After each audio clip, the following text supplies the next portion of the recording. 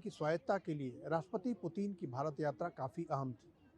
America और पश्चिमी देश चाहते थे कि रूस के साथ भारत अपने संबंधों को सीमित करे, लेकिन भारत का मानना था कि भारत की विदेश नीति किसी दबाव में काम नहीं करेगी और इसीलिए भारत ने उन सारे बहुपक्षीय मंचों पर अपनी उपस्थिति बनाए रखी जिसमें दुनिया के कई नेता नहीं गए। चीन के साथ कई मतभेदों के बावजूद प्रधानमंत्री नरेंद्र मोदी ने 31 अगस्त को चीन के तियानजिन में एससीओ शिखर सम्मेलन में हिस्सा लिया। इसका खास मकसद मध्य एशिया के देशों के साथ संबंधों को अहमियत प्रदान करना था। ईरान के चाबहार पोर्ट होकर ये मध्य एशियाई देशों कजाकिस्तान, उज्बेकिस्तान, ताजिकिस्तान, किर्गिस्तान के साथ ऊर्जा और खनिज सहयोग बढ़ाने की भारत की कूटनीति का हिस्सा है। यहाँ प्रधानमंत्री मोदी के साथ पुतिन और शी जिनपिंग की तस्वीरों ने भारत की स्वायत्तता को और पुख्ता किया।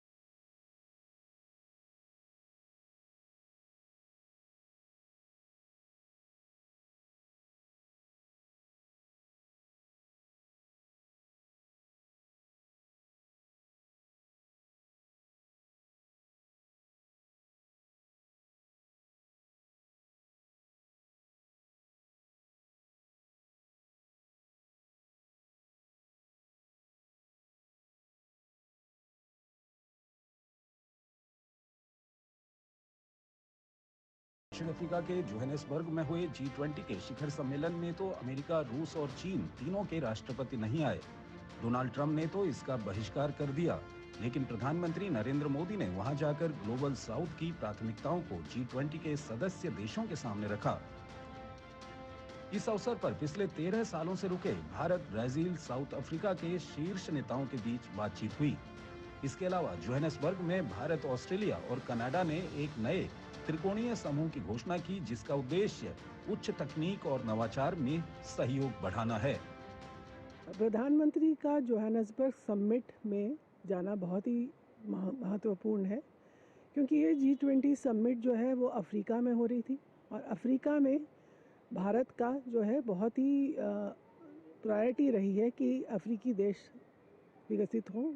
एक और बात बहुत महत्वपूर्ण है कि फॉरेन पॉलिसी की हमारी जो है आजकल एक ऑब्जेक्टिव रहा है कि भारत जो है वॉइस ऑफ ग्लोबल साउथ बने। तो उस सिलसिले से भी, क्योंकि ये समिट एक ग्लोबल साउथ की कंट्री साउथ अफ्रीका में हो रही थी और पहली बार जो अफ्रीकी मिट्टी में हो रही थी, इसलिए प्रधानमंत्री का पहुंचना तो लाजिमी था वहाँ पर। और इस समिट में प्रधानमंत्री ने 6 इनिशिएटिव जो है लॉन्च किए, जो कि उनकी जो भारत की जो फॉरेन पॉलिसी है उसको दर्शाते हैं। साल के अंत में प्रधानमंत्री नरेंद्र मोदी जॉर्डन, इथियोपिया और ओमान की यात्रा पर गए। जहां जॉर्डन और ओमान की यात्रा मध्य एशिया में चल रही हलचल को लेकर अहम थी, वहीं इथियोपिया जाना अफ्रीका के साथ रणनीतिक संबंधों को पुख्ता करने के लिए अहम था। पश्चिमी एशिया की भारत की पॉलिसी है प्रधानमंत्री मोदी के कार्यकाल में सबसे ज़्यादा सफल पॉलिसी रही है।